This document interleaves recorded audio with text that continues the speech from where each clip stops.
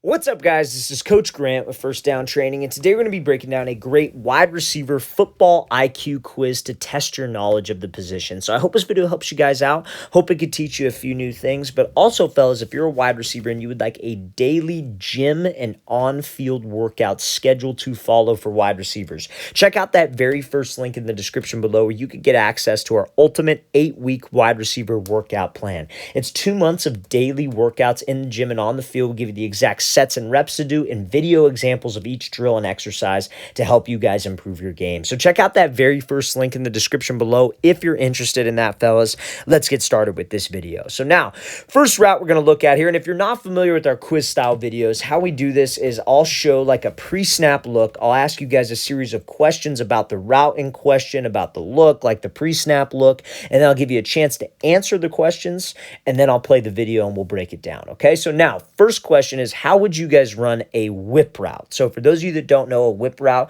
is where you break into a slant and then you whip back out towards the sideline, keeping your hips and shoulders facing the line of scrimmage the entire time.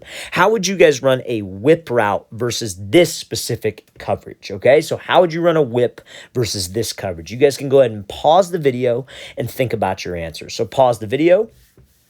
All right, let's break this thing down. So when it comes down to running this whip route, especially on the goal line, we can't waste a lot of time, right? So for this whip route, if you guys said that you would want to try to do like a diamond release, maybe get this DB to open up, slip underneath, and then whip out, that would be incorrect. What you would want to do is you would just want to just run the whip route, essentially. You would want to close the distance. You'd want to go attack this guy's toes. Maybe you could change up the tempo. You'd want to give him a hard fake. Then we cut to the whip route and try to get him to crash down. But sometimes we don't need to do too much. There are sometimes coverage looks where the route is set up perfectly for that coverage look, and you don't need to worry too much about it. So let's watch what this wide receiver does here. He comes off the ball, attacks, gives a move, inside break, and then runs this whip route. So again, like I said, it's not super complicated. You just need to close that distance. So what I would say is if this DB was like outside leverage and you had to run a whip route, I would say you would want to go attack him, break to the whip, try to get him to crash, then whip back out.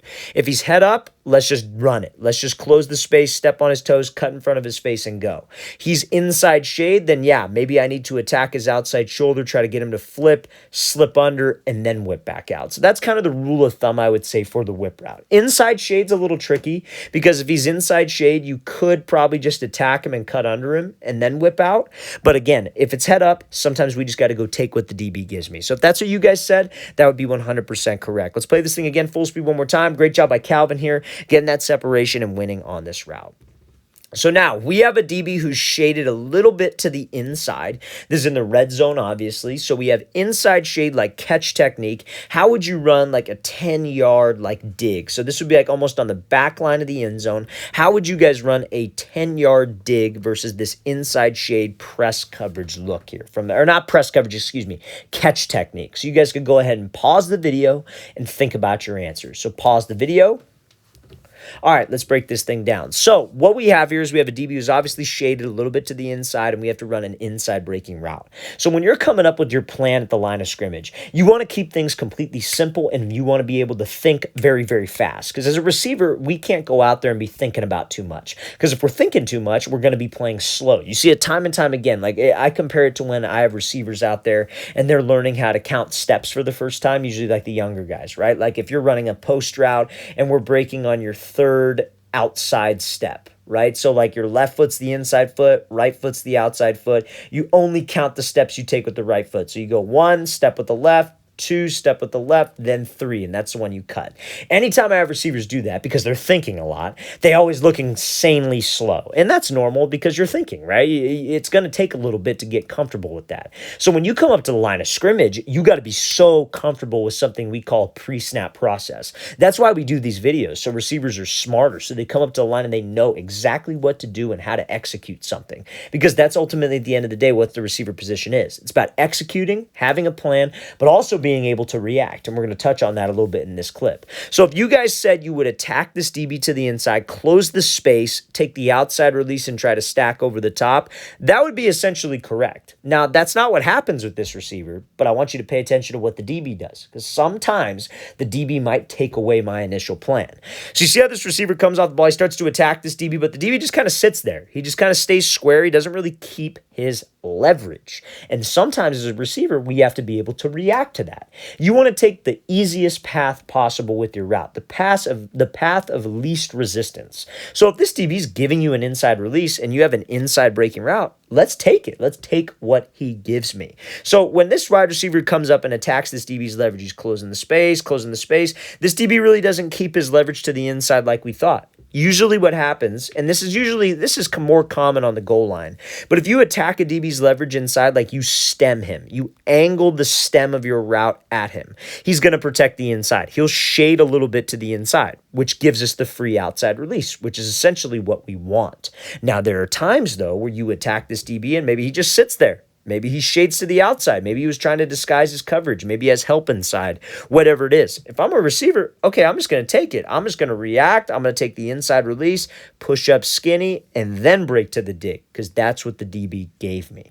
You guys have to take what the DB gives you. So fellas, anytime, because we know that when a DB is off like this, he's 4 yards off, 5 yards off, what do we got to do? We have to close the distance. We have to make him uncomfortable, and we have to go try to step onto his toes. So when we're trying to step onto his toes here, you're gathering info on him. Okay, he's shading to the inside like I thought. I'm going to take the outside release. Okay, he's just sitting there. I could probably take the inside release. I'm just going to go. Playing the receiver position, we need to have a plan. You got to have a pre-snap process, but you also need to be able to react, and we should be prepared to react. This is how receivers should train, guys. Receivers should train different plans, train different releases, different moves, but they should also train a reaction with the move, a reaction off the release, so they're prepared for a live game situation. Because again, fellas, we have to play fast. So if you guys said attack his leverage, take the outside release, that would be 100% correct. If you guys said you were going to take the inside release pre-snap, I probably wouldn't consider that correct in terms of a pre-snap plan. Something that you can do in this case, though, because that DB never kept his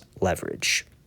Okay, so now, next example here. We have a DB who's sitting inside shade, maybe about, like, I would say 4 yards off, and this receiver's running a 12 back to 10-yard curl.